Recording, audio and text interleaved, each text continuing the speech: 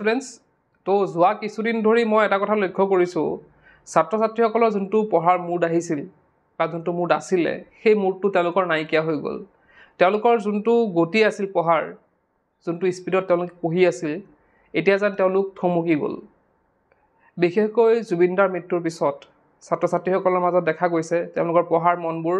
অলপ সেমেকি আহিছে পঢ়িবলৈ বহিলে তেওঁলোকৰ সেই কথাবিলাক মনত পৰি থাকে জাষ্টিছ পাবনে নাই বা জুবিনদাৰ কিয় গুচি গ'ল বা তেওঁৰ গানবিলাক শুনি তেওঁলোকে দুখ কৰি থাকে তো যাৰ বাবে তেওঁলোকৰ পঢ়াৰ যোনটো মুড আছিলে সেইটো অলপ ৰৈ গৈছে সেইটো অকল এজনৰ ক্ষেত্ৰত নহয় বহু ছাত্ৰ ছাত্ৰীৰ ক্ষেত্ৰতো হৈছে এতিয়া কথাটো হ'ল যে আমি যদি এতিয়া থমকি ৰওঁ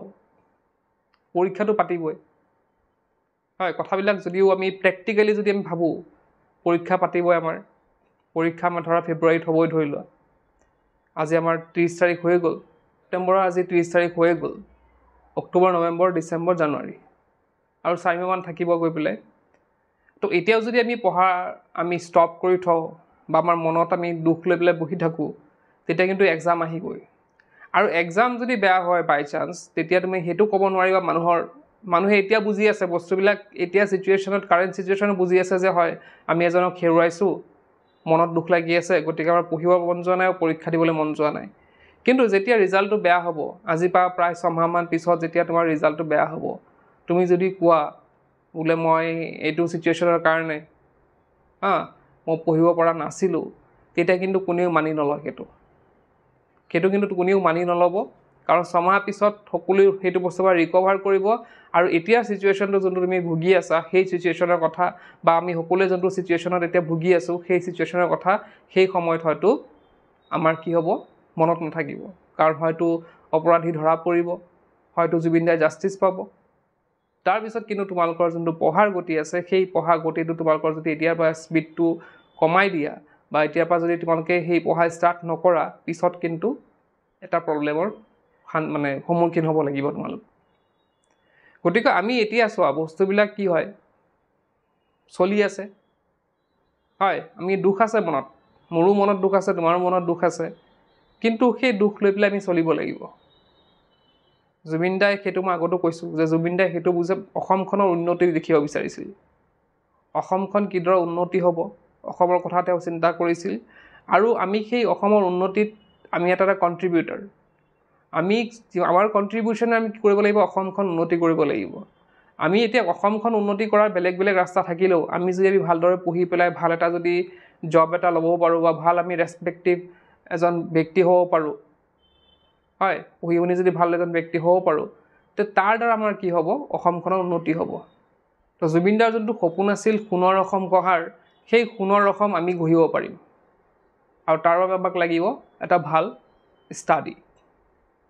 আমি যদি এতিয়া থমকি ৰওঁ কি হ'ব পিছত গৈ পেলাই কি হ'ব আমাৰ ৰিজাল্ট বেয়া হ'ব বা তাৰপিছতে আমি যাৱতীয় যি আমাৰ ধৰা বেলেগ বেলেগ চাকৰি ক্ষেত্ৰতে হওক বা বেলেগ কিবা এটা চাকৰি বুলিয়ে নহয় বেলেগ ক্ষেত্ৰত আমাৰ প্ৰব্লেম আহিব গতিকে এইকেইদিন যি গ'ল আমি এতিয়াৰ পৰা আজি যিহেতু আমি অলপ সচেতন হ'ব লাগিব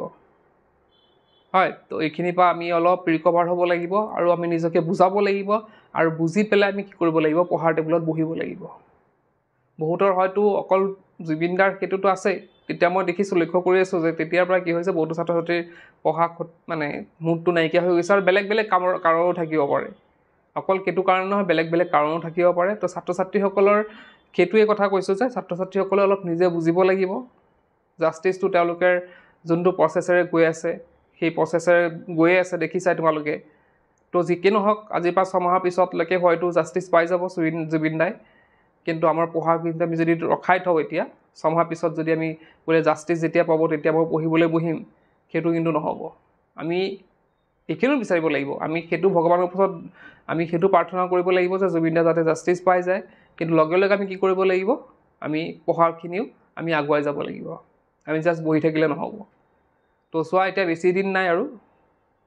ক'লোৱে মই 4 মাহ আছে আৰু তো গতিকে এই যে বেছি দিন নাই আমি সেইখিনি মতে আমি কি কৰিব লাগিব পঢ়াখিনি বহুত এতিয়া একদম হাই টাইম পঢ়াৰ কাৰণে এইটো হাই টাইম এতিয়া যদি আমি থমকি ৰওঁ তাৰপিছত কিন্তু আমি আৰু ৰিকভাৰ কৰিব নোৱাৰিম পঢ়াৰ ক্ষেত্ৰত আমি ৰিকভাৰ কৰিব নোৱাৰিম আৰু যোনটো আমি টাৰ্গেট আছিলে আমাৰ প্ৰথমতে ষ্টাৰ্টিঙত যে আমি 90% পাম 80+ পাম সেইটো কিন্তু আমি ফুলফিল কৰিব নোৱাৰিম তো সেইকাৰণে কৈছোঁ যে যি হৈছে যি নহৈছে সেইখিনি আমি এটা ছাইডত থৈ আমি পঢ়াৰ প্ৰতি আমি আকৌ আগৰ যোনটো মুড আছিলে আগৰ যোনটো স্পীড আছিলে সেই স্পীডে আমি পঢ়িবলৈ ষ্টাৰ্ট কৰিব লাগিব তো এইখিনি আছিল আজিৰ ভিডিঅ'টোত তো কোনে ষ্টাৰ্ট কৰিবা আৰু কাৰ প্ৰব্লেমটো হৈছে কমেণ্ট বক্সত জনাব নাপাহৰিবা আজিৰ ভিডিঅ'টো শেষ কৰিলোঁ কিপ ৱাচিং কিলাৰ